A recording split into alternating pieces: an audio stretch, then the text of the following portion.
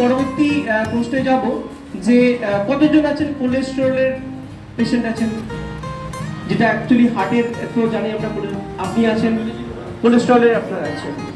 তো কোলেস্টেরলের পেশেন্টদের জন্য কি আপনি খাদ্য তালিকার কথা বলবেন? কোলেস্টেরল, দেখুন কোলেস্টেরল আছে বলতে কোলেস্টেরল আমাদের সবার শরীরে আছে, ঠিক আছে, তৈরি হচ্ছে অনবরত। এবার কারোর ক্ষেত্রে সেই লেভেলটা হাই হয়ে গেলে 200 মিলিগ্রামের বেশি হয়ে গেলে আমরা সেটাকে কোলেস্টেরল বেড়েছে বলি, ঠিক আছে। তো সেক্ষেত্রে কখন হয় এই জিনিসটা, যদি আমরা খাদ্যের মানে খাদ্য তালিকা এরকম করে ফেলি যে প্রচুর পরিমাণে দিনের পর দিন ফ্যাট খেয়েছি, মানে তৈলাক্ত খাবার বা স্পাইসি ফুড এই টাইপের জিনিস, বা বাইরের প্যাকেজড ফুড যেগুলোকে আমরা কেক, পেস্ট্রি, পাস্তা, নুডলস এই টাইপের জিনিসগুলো যে খেয়েছি, তো সেই জিনিসগুলোকে বলি। তো আমি খাদ্য তালিকার মেনলি চেঞ্জ জানবো, যেটা গুড কোলেস্টেরল আর ব্যাড কোলেস্টেরল বলে একটা কথা। কোলেস্টেরল মানে এইচডিএল, দেখবেন আপনারা রিপোর্ট করালে এইচডিএল আর এলডিএল লেভেল আমরা পাই। তো এইচডিএল হচ্ছে হাই ডেন্সিটি লিপোপ্রোটিন আর LDL low density lipoprotein. High density lipoprotein সেটা আমাদের স্বাস্থ্যের পক্ষে ভালো। ওটাকে বাড়ানোর জন্য আমাদের অ্যান্টিঅক্সিডেন্ট বলে একটা কথা হয়, আমরা খুব পরিচিত নামটার সাথে, অ্যান্টিঅক্সিডেন্ট যুক্ত খাবার। তো সেটা হচ্ছে ভিটামিন সি, ভিটামিন ই, এ, সেলিনিয়াম, এই সব জাতীয় মানে ভিটামিন আর খনিজ লবণ যে খাবারে আছে সেই জিনিসগুলো আমাকে বেশি করে খেতে হবে। মানে আমাকে ফল সবজির পরিমাণ খাবারে বাড়িয়ে দিতে হবে, তাহলে আমার এইচডিএল লেভেল অনেকটা বেড়ে যাবে। আর এলডিএল কমানোর রাস্তা হচ্ছে খাবারের মধ্যে গুড ফ্যাট বাড়াতে হবে। এই যে গুড ফ্যাট মানে ওই যেগুলো এইচডিএল বাড়ানোর জন্য আমি বললাম খেতে, সেই জিনিসগুলো বাড়াতে হবে। আর খাবারের মধ্যে তৈলাক্ত মানে ফ্যাট যে জিনিসটা খাবার থেকে কমাতে হবে। বাটার, ঘি, মার্জারিন এই জিনিসগুলো খাবারে রাখা যাবে না। আর এমনি যে অয়েল ইউজ করবো, আমাদের একটা কোয়েশ্চেন থাকে সবারই যে আমি কি তেল খাবো, তাহলে কি আমি অলিভ অয়েল খাবো? আমি বলবো একদমই ওরকম না যে আপনাকে অলিভ অয়েলে চলে যেতে হবে। আপনি মাস্টার্ড অয়েল, যেটা আমাদের তেল, সেটা কিন্তু উদ্ভিজ্জ তেল। তো উদ্ভিজ্জ তেলে আমাদের কোনো সমস্যা নেই, কিন্তু তেলের পরিমাণটা ঠিক রাখবেন। আপনাদের যদি কোলেস্টেরল হাই হয়ে থাকে, আমি বলবো যাদের কোলেস্টেরল হাই 10 ml মানে 2 চামচ তেলে আপনাদের সারাদিনের রান্নাটা করার চেষ্টা করবেন। একটু সেদ্ধ টাইপের খাবার, কিন্তু আবার তেলও আছে এরকম, ঠিক আছে। 10 ml তেলে আপনাদের সারাদিনের রান্নাটা হবে। আর খাবারের মধ্যে এটার ক্ষেত্রেও তাই, একই কনসেপ্ট যে কার্বোহাইড্রেট কম, প্রোটিন বেশি। প্রোটিন মানে প্রোটিনের মধ্যে আবার মাছ পড়ে, মাংসও পড়ে, ঠিক আছে। এবার মাংসের মধ্যে যদি চিকেন সেটাও কিন্তু চর্বিযুক্ত হয়, আবার যদি মাটন ধরি সেটাও চর্বিযুক্ত হয়। যখনই চর্বিযুক্ত খাবার হয়ে যাবে তখনই সেটা এলডিএল এর পরিমাণ বাড়িয়ে দেবে, মানে লো ডেন্সিটি লিপোপ্রোটিনের পরিমাণ বাড়িয়ে দেবে, তাহলে আমাদের কোলেস্টেরল হাই হয়ে যাবে। সেই জন্য আমরা চেষ্টা করব, যদি কারোর খুব মাটন খেতে ইচ্ছা করে সেটা মাসে একবার হবে।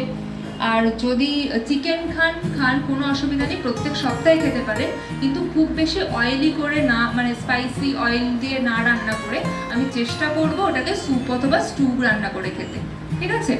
আর মাছের পরিমাণ আমি খাবারে বাড়িয়ে দেবো। মাছে হচ্ছে এইচডিএল আছে, মানে ওমেগা 3 ফ্যাটি অ্যাসিড আছে, যেটা আমাদের হার্ট ব্রেন দুটোকেই রক্ষা করে, এইচডিএল এর পরিমাণ বাড়ায়। তো সেই জন্য যদি দেখা যায় 200 গ্রাম মাছ পার ডে আমি যদি খেতে পারি তাহলে খুব ভালো হয়। আর সপ্তাহে আমি 3 থেকে 4 দিন অন্তত মাছ যেন খাবারে রাখতেই পারি। মাছ হচ্ছে গুড ফর কোলেস্টেরল, ঠিক আছে। তো এই, আর কারোর কোনো প্রশ্ন থাকলে এই বিষয়ে করতে পারেন। আমি হার্টের রুগী, আমার বাইপাস অপারেশন হয়েছে, কোলেস্টেরল হাই আছে, এখন রোজ ডে 40টা খাচ্ছি, আর ইকোস্পিড চলছে, আর কনকট 5 চলছে।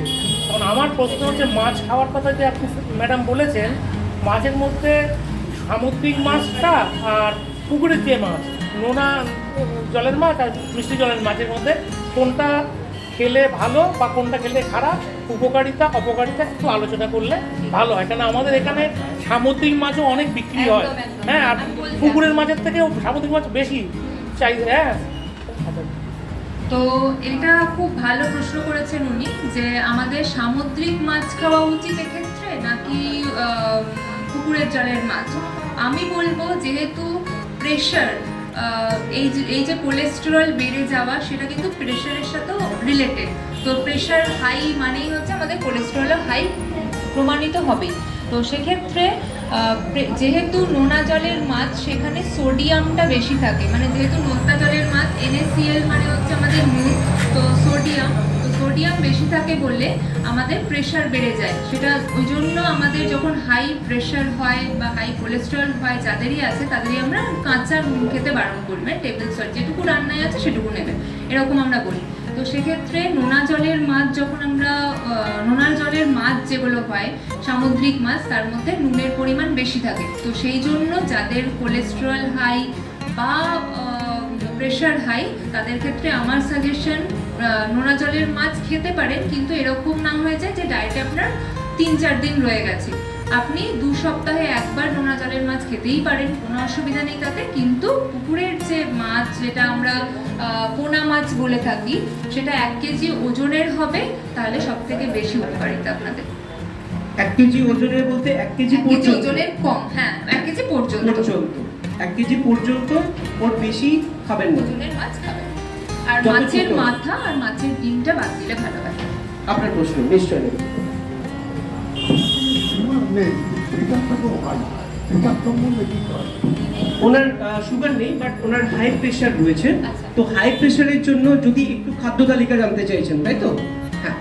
হ্যাঁ, হাই প্রেশার মেনলি আসে হচ্ছে আপনি কতটা নুন খাচ্ছেন, 1 নম্বর হচ্ছে কতটা নুনের পরিমাণ রেখেছেন খাবারে, আর কতটা ফ্যাট খাচ্ছেন আপনি, ঠিক আছে, মানে খাবারের মধ্যে তেল কতটা ইউজ করছেন। তো সেক্ষেত্রে কোলেস্টেরল কি আপনার হাই? কোলেস্টেরল হাই না।